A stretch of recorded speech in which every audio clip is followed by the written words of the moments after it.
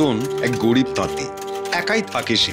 তার হাতের কাজ অসাধারণ, সে যা বনে তাই সবার ভালো লাগে, বিক্রিও হয়ে যায় তাড়াতাড়ি।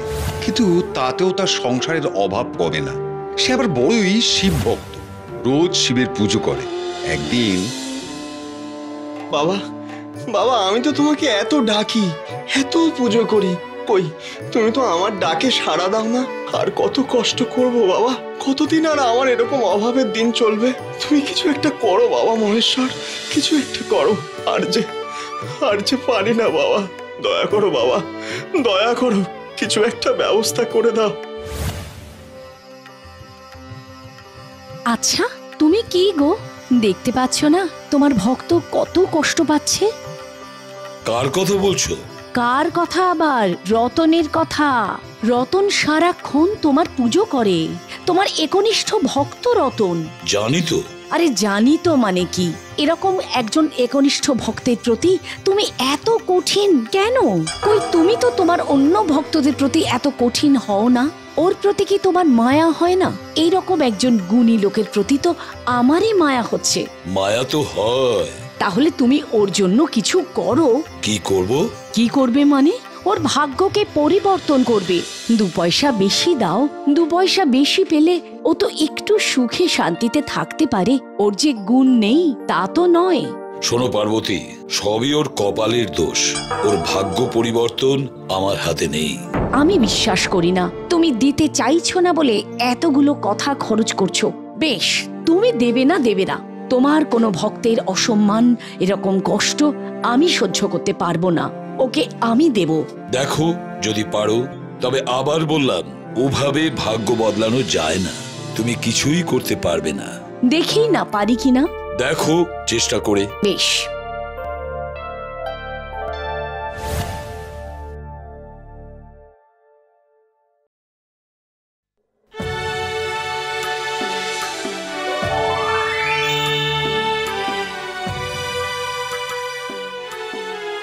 কেমন আছো?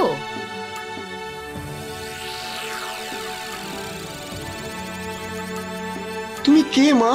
তোমাকে তো চিনলাম না। আমি সাধনা। আমি কিন্তু তোমায় চিনি, তুমি রতন তাঁতি। হ্যাঁ মা, তুমি কে? আমাকে তুমি চিনবে না বাবা, তুমি আমাকে একটা বেনারসি শাড়ি বানিয়ে দিয়েছিলে। ও, কিন্তু আমার তো মনে পড়ছে না মা। আমি কিন্তু তোমায় ভুলিনি বাবা। আমার বর খুব ভালো, সে বলেছে এর দাম তোমাকে চুকিয়ে দিতে। এই নাও টাকা।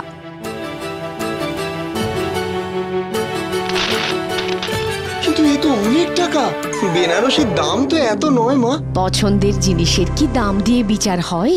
এটা রাখো, তোমায় আর কষ্ট করে তাঁত চালাতে হবে না। তুমি এই টাকায় বাকি জীবনটা শান্তিতে কাটিও। আসি বাবা।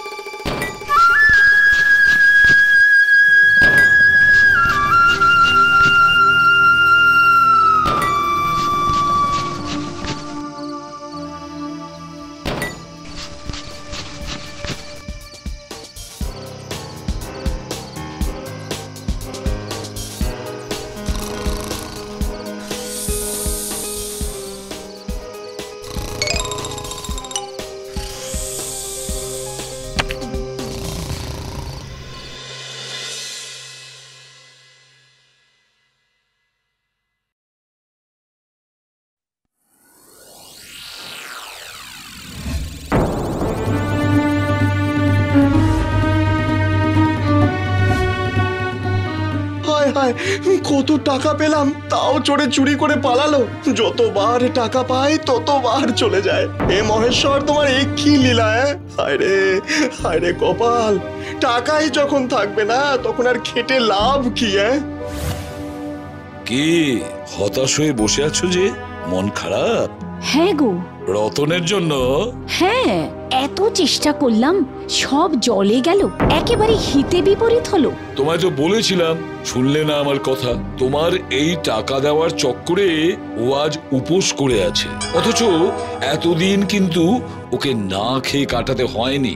বেচারা এত কষ্ট করছে দেখেই তো আমি। তোমাকে তো বলেইছিলাম ওর ভাগ্য পরিবর্তন আমার হাতে নেই। আমি বুঝতে পেরেছি এই সব তোমার ছলনা। তোমার ভক্তদের ভাগ্য পরিবর্তন তোমার হাতে নেই তো কার হাতে আছে? তাদের নিজেদের হাতে। মানে? টাকা রোজগারের জন্য ওকে নিজেকে বেশি বেশি খাটতে হবে, তবেই তো আমি সাহায্য করতে পারবো। আগে কর্ম, তারপর ভাগ্য। কি ব্যাপার, এভাবে বসে আছো কেন?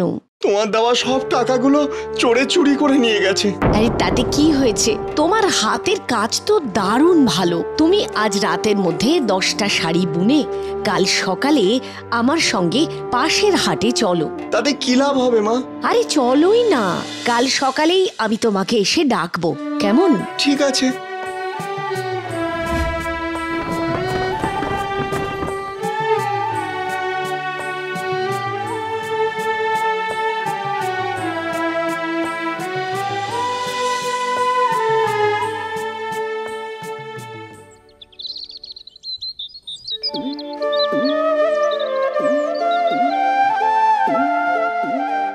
কি গো, শাড়ি হয়েছে?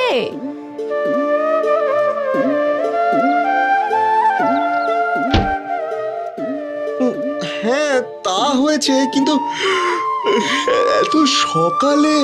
আরে সকাল কি বলছো? চলো চলো, আরে দেরি হয়ে যাচ্ছে তো।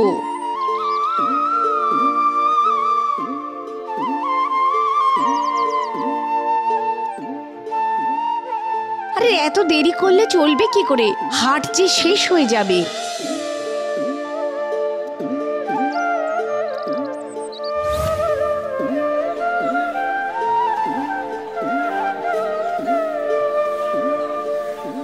তুমি তুমি এইখানে বসে পড়ো। আরে আমি তোমার পাশেই আছি।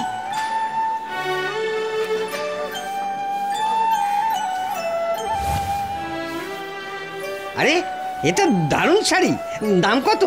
এতদিন এরকম সুন্দর শাড়ি দেখিনি, ওটা আমায় দাও।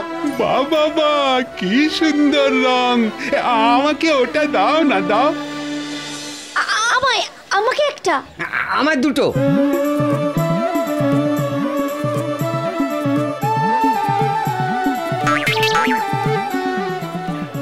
আরে সব শেষ নাকি?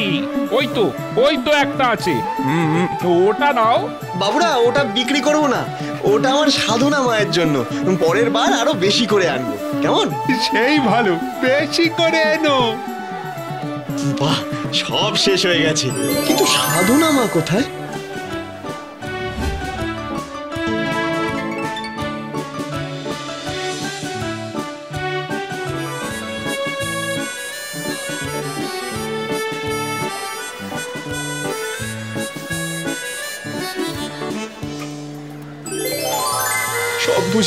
সব বুঝেছি মা, সব বুঝেছি। কর্ম ছাড়া ভাগ্য হয় না। তুমি আজ আমার চোখ খুলে দিলে মা, তুমি আমার চোখ খুলে দিলে। জয় মা, জয় মা। মাগো, এটা তোমার জন্যে মা। এরপর দেবীর দেখানো রাস্তাতে রতন বেশি বেশি করে কাপড় বুনে দূর দূর গ্রামে বিক্রি করে অচিরেই বড়লোক হয়ে গেল। কিন্তু তারপরেও রতন বসে বসে তাঁত বুনতে থাকে আর গুনগুন করে শিবের ভজন গাইতে থাকে। আর এর মধ্যেই জীবনের যাবতীয় আনন্দ খুঁজে পায় সে।